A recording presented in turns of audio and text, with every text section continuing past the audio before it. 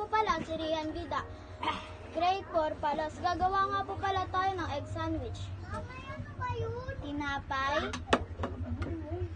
ketchup, mayonnaise, itlog, tsaka cheese.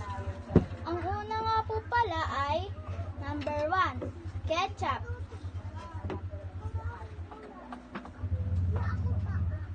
Ayan, nakapaglagay na po tayo, and sunod naman, and mayonnaise.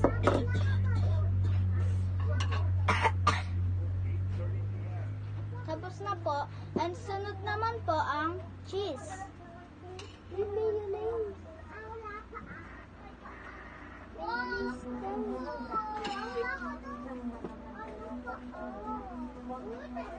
Okay na po.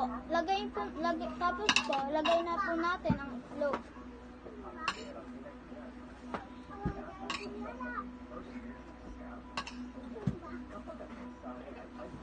At sunod ay ayan na po, tapos na po tayo.